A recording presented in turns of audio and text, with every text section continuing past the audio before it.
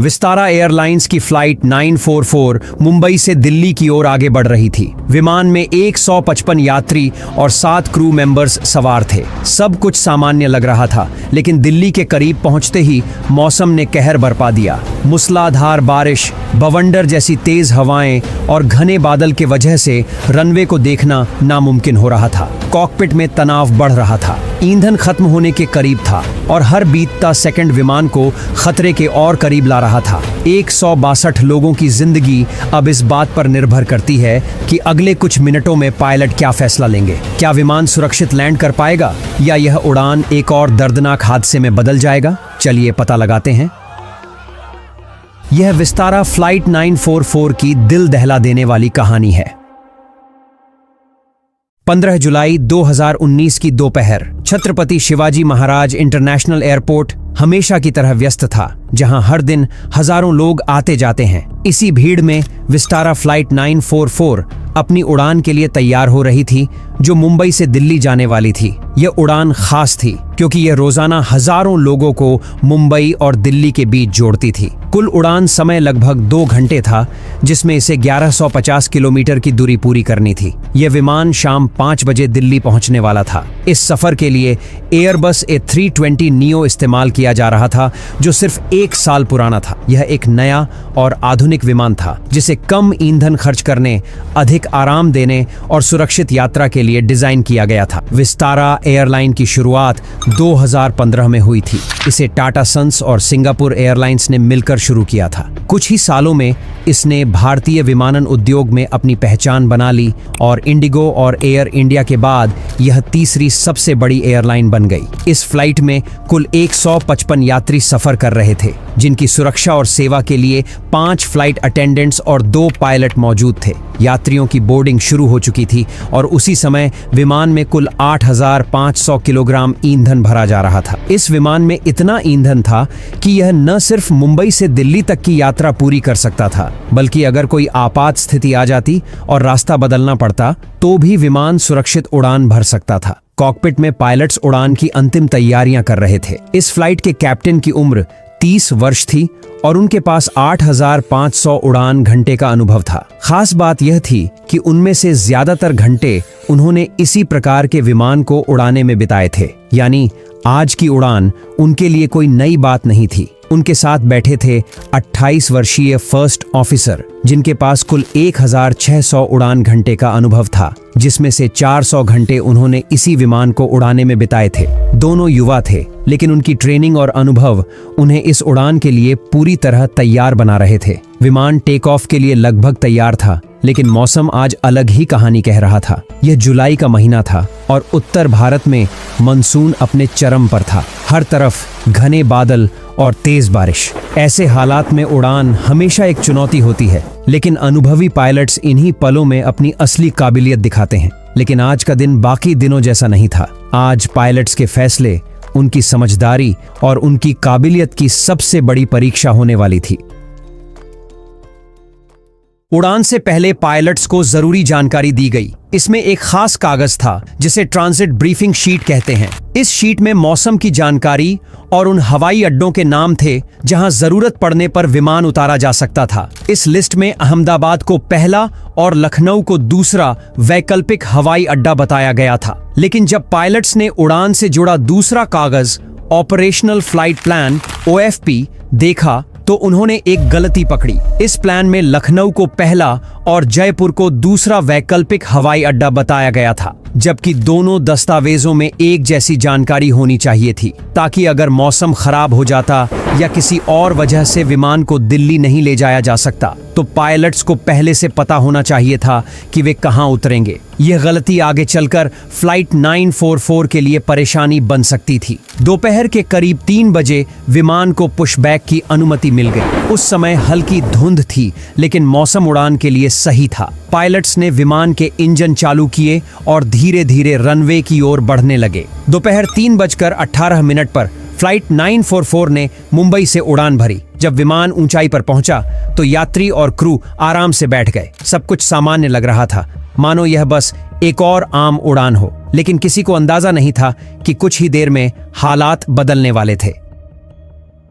उड़ान के समय विमान में 8,274 किलो ईंधन था, जो दिल्ली तक पहुंचने के लिए पर्याप्त था। इसके अलावा विमान में 1100 किलो अतिरिक्त ईंधन भी था, जिससे जरूरत पड़ने पर किसी और हवाई अड्डे पर उतारा जा सकता था। विमान धीरे धीरे 35,000 फीट की ऊंचाई पर पहुंच गया। पायलट एयर ट्रैफिक कंट्रोल से जुड़े थे और तय रूट पर उड़ रहे थे, लेकिन इस दौरान दिल्ली में मानसूनी तूफान बनने लगे थे। मौसम विभाग ने पहले ही खराब मौसम की चेतावनी दी थी, लेकिन पायलट्स एक जरूरी बात भूल गए, रास्ते में आने वाले हवाई अड्डों के मौसम की जानकारी लेना। अगर पायलट्स ने पहले ही दिल्ली के मौसम को लेकर संदेह होने पर अहमदाबाद, उदयपुर या जयपुर के मौसम की जानकारी ले ली होती तो उनके पास सुरक्षित लैंडिंग के लिए अच्छे विकल्प होते। जब फ्लाइट दिल्ली के करीब पहुंची तो क्रू को बुरी खबर मिली। दिल्ली में तेज आंधी और तूफान आ रहा था। हवा बहुत तेज थी, भारी बारिश हो रही थी और आसमान बादलों से ढका था। ऐसी स्थिति में विमान को उतारना बहुत मुश्किल हो सकता था। जैसे ही विमान लैंडिंग की तैयारी करने लगा,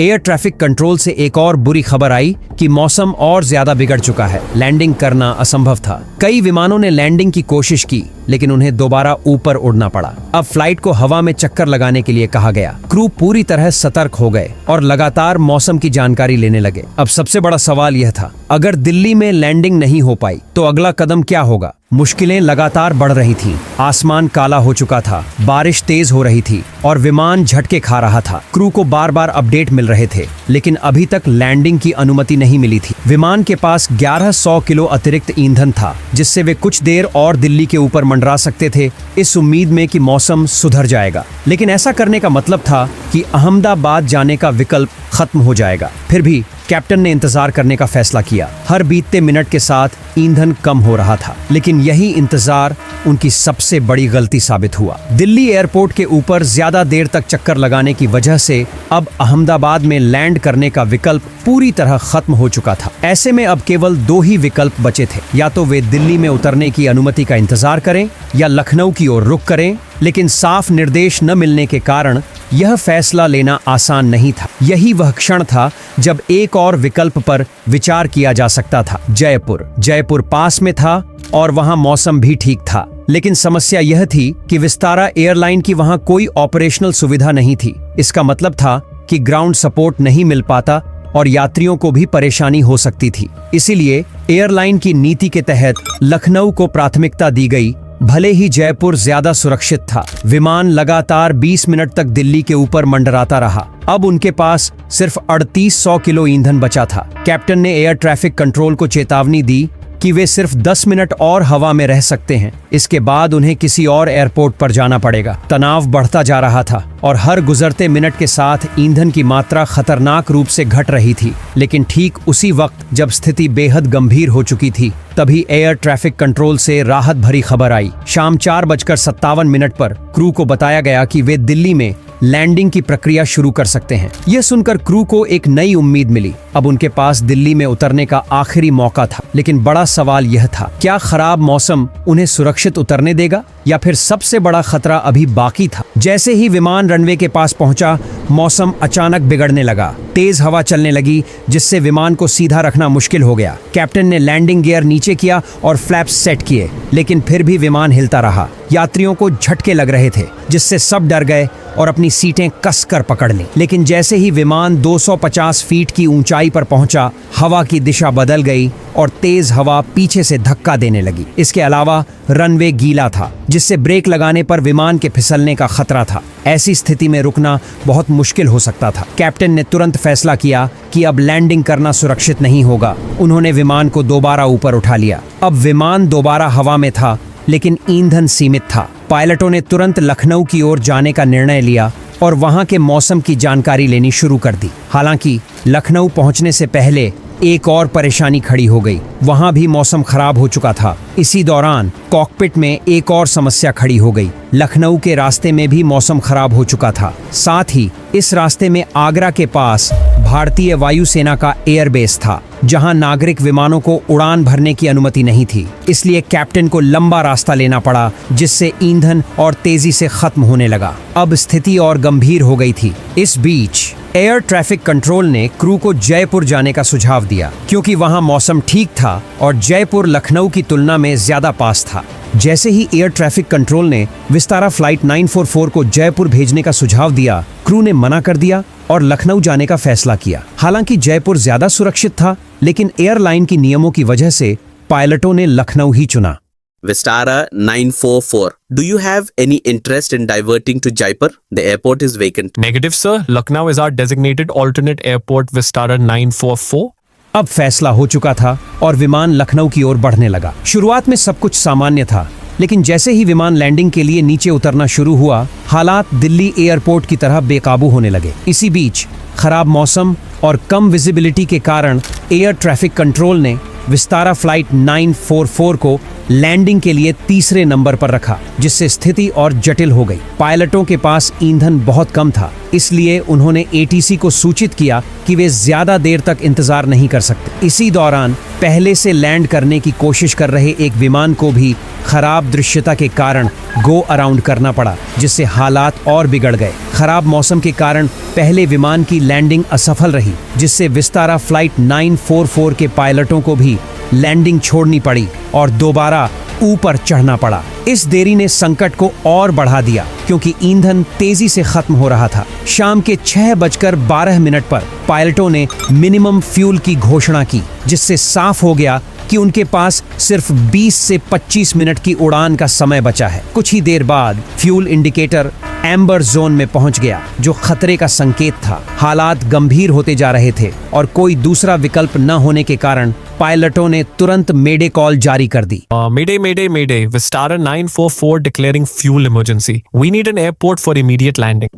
लेकिन अब सबसे बड़ा खतरा सामने था। क्या विस्तारा फ्लाइट 944 सुरक्षित जमीन छू पाएगी, या घने अंधेरे और तेज तूफान के बीच कोई और अनहोनी इंतजार कर रही थी? इस विमान के लिए सब कुछ गलत होता जा रहा था। पहले दिल्ली में लैंडिंग असफल रही, फिर खराब मौसम की वजह से उन्हें रास्ता बदलना पड़ा, और जब लखनऊ पहुंचे तो वहां भी लैंडिंग नहीं हो पाई। इसलिए पायलटों ने कानपुर जाने का सोचा, लेकिन वहां का मौसम भी खराब था। इसके बाद उन्होंने प्रयागराज की ओर मुड़ने का फैसला किया, लेकिन तभी एक और बड़ी समस्या सामने आई। कैप्टन को लगा कि शायद उनके पास प्रयागराज तक पहुंचने के लिए पर्याप्त ईंधन नहीं है। इस परेशानी को और बढ़ाने वाली बात यह थी कि विमान के सिस्टम में न तो कानपुर और प्रयागराज की नेविगेशन जानकारी थी और न ही वहां लैंडिंग के लिए जरूरी चार्ट्स। यानी वे बिना किसी डिजिटल सहायता के वहां जाने की कोशिश कर रहे थे, जो बेहद जोखिम भरा था। जब विमान प्रयागराज की ओर जा रहा था, तभी एक राहत भरी खबर मिली। एयर ट्रैफिक कंट्रोल ने बताया कि लखनऊ में मौसम थोड़ा ठीक हो गया है। अब वहां की दृश्यता 600 मीटर हो गई थी, जो लैंडिंग के लिए जरूरी थी। कुछ ही देर बाद एक और अपडेट आया। दृश्यता और भी बेहतर हो चुकी थी। ये सुनते ही सभी को उम्मीद की एक नई किरण दिखी। फर्स्ट ऑफिसर ने तुरंत कंट्रोल टावर को संदेश भेजा। Lucknow Mayday, Vistara 944, we are turning back to Lucknow. Captain ने बिना देर किए रनवे 27 पर लैंडिंग की तैयारी शुरू कर दी। अब उनके पास बस एक ही मौका था। अगर लखनऊ का मौसम फिर से बिगड़ जाता तो स्थिति बहुत खतरनाक हो सकती थी। विमान में ईंधन इतना कम था कि दोबारा लैंडिंग की कोशिश करने का कोई मौका नहीं था। एयर ट्रैफिक कंट्रोल ने तुरंत सबसे छोटा और सीधा रास्ता दिया, क्योंकि अब विमान सिर्फ ईंधन के धुएं पर उड़ रहा था। अब देखना यह था कि क्या वे पहली ही कोशिश में सुरक्षित लैंडिंग कर पाएंगे, या आखिरी पलों में कोई नया खतरा उनका इंतजार कर रहा था। जैसे ही विमान लैंडिंग के लिए नीचे आया, हालात और मुश्किल हो गए। तेज हवा के झटकों से पूरा जहाज हिलने लगा और भारी बारिश की बूंदें जोर से टकरा रही थी। कॉकपिट में पायलट पूरी ताकत से विमान को संभालने की कोशिश कर रहे थे। यात्री अपनी सीटों को कसकर पकड़कर बैठे हुए थे, क्योंकि लैंडिंग बहुत कठिन होने वाली थी। फिर घने कोहरे के बीच अचानक रनवे दिखने लगा। कुछ सेकंड बाद सुबह 6:48 पर विमान आखिरकार जमीन पर उतर गया। यह देखकर क्रू और यात्रियों ने राहत की सांस ली, लेकिन असली झटका लैंडिंग के बाद लगा। जब पायलटों ने ईंधन मीटर देखा तो उनकी आंखें फटी की फटी रह गईं। विमान में सिर्फ 348 किलोग्राम ईंधन बचा था, जो केवल 5 से 10 मिनट तक की उड़ान के लिए काफी था। अगर उन्होंने प्रयागराज जाने का फैसला किया होता तो विमान रास्ते में ही ईंधन खत्म होने की वजह से गिर सकता था। इस घटना के बाद विशेषज्ञों ने पायलट्स के फैसलों पर सवाल उठाए। भले ही पायलटों ने कंपनी के नियमों का पालन किया था, लेकिन उनके फैसलों में कई बड़ी गलतियां थीं। जैसे वे लखनऊ ही जाने पर अड़े रहे, जबकि मौसम लगातार खराब हो रहा था और जयपुर जैसी सुरक्षित जगहें मौजूद थीं। इसके अलावा कम होते ईंधन की गंभीरता को भी उन्होंने सही समय पर नहीं समझा। इस खतरनाक स्थिति के बावजूद पायलटों का लाइसेंस रद्द नहीं किया गया, लेकिन उनके फैसले ईंधन की सुरक्षा को लेकर लापरवाही और दबाव में सही निर्णय लेने की क्षमता पर बड़े सवाल खड़े हुए। इस घटना से यह सीखने को मिला कि पायलटों को ऐसी मुश्किल परिस्थितियों में सही समय पर सही फैसला लेने की अच्छी ट्रेनिंग मिलनी चाहिए ताकि भविष्य में ऐसी स्थिति ना आए। अगर आपको यह वीडियो पसंद आया तो एथियोपियन एयरलाइंस फ्लाइट 961 की पूरी कहानी जरूर देखें। अभी क्लिक करें और जानिए इस हाईजैक की पूरी दास्तान। धन्यवाद।